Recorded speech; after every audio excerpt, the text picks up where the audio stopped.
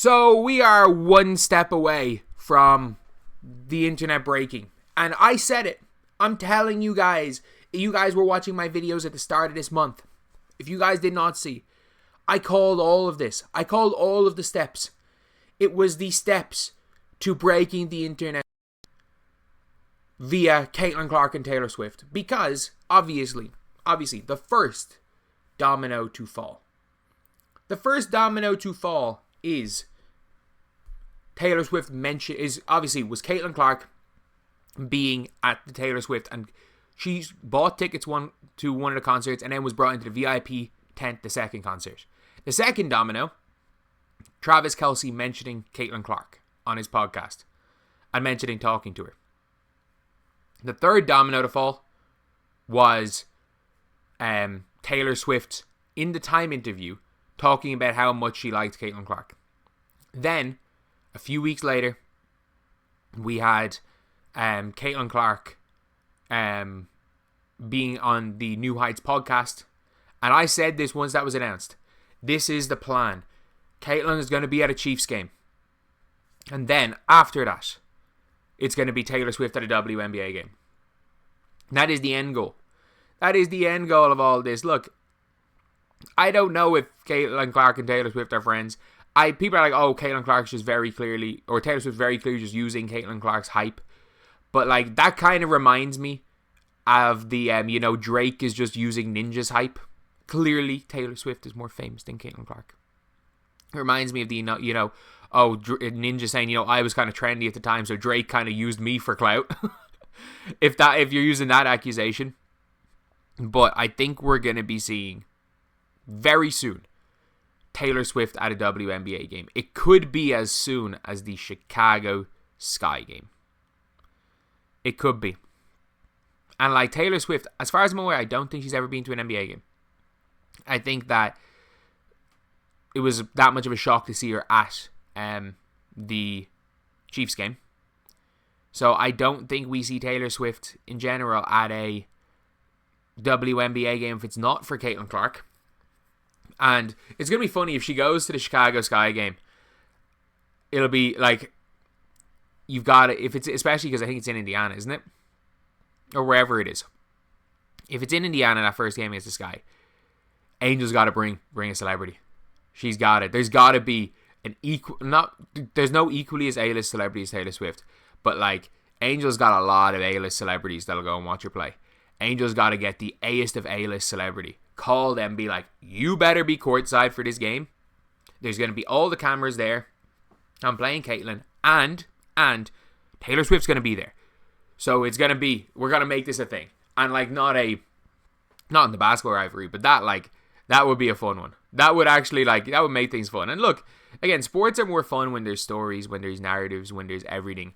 And to be fair, whoever was like the one that started, that was getting the ball rolling on this whole thing, is a genius. Because it's gotten, if anything, it's gotten Taylor Swift's name in the news. Like, Taylor Swift is at all these games. She's at all the games. And now you've got from her being at all the games, you've now got a situation where she's brought someone to a game that has gone viral. Like, this, the last time Taylor Swift has gone this viral being at games was like the first couple, when it was almost like the honeymoon period where she went to a couple of games, and then when she was at the Super Bowl, when they were like taking odds on whether or not how many times she was going to show up on screen. And like, there were people that I know that didn't watch American football that wanted to stay up for the Super Bowl to watch the halftime show and to see how many times Taylor Swift appeared on stage. And it was like, oh, whether or not Taylor Swift is going to be able to make it back because she was in Japan the day before from the Super Bowl. All of this kind of stuff where it's like, it gets the non-sports fans involved. And now it's looking like you're going to be seeing the Swifties join the WNBA fandom. And I'm sorry if the WNBA thought that the fan base that they got this year was nuts. The Swifties are even more nuts. If Taylor Swift announces that she is going to be at one of these games, or she hints that she's going to be at one of these games, or Kelce hints that Taylor Swift is going to be at a Fever game, it will be the most viewed and I mean this, it will be the most viewed WNBA game of all time. Doesn't matter who it's against. It literally does not matter. The most viewed WNBA game of all time, unless, of course, there was something in the 90s that had like 20 million views because it was like the first time it was shown. The most viewed game since 2000, because obviously they had the initial hype, will be this game. And with the fact that that is something that will happen in 2025, when viewership numbers are not at a crazy high. A little bit different for the NFL because there's not as many games, and like it's still kind of, the regular season still kind of means something, whereas like obviously in the NBA it just doesn't.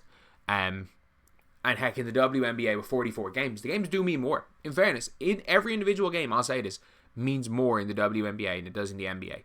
Because we saw last year, like, the Sky were a half a game back from the Fever going into the Olympic break, and then the Sky ended up with the third pick. The Fever, like, ended up winning, making the playoffs. And they were the 6th seed. So, yeah, it's going to be a fun one to see what happens.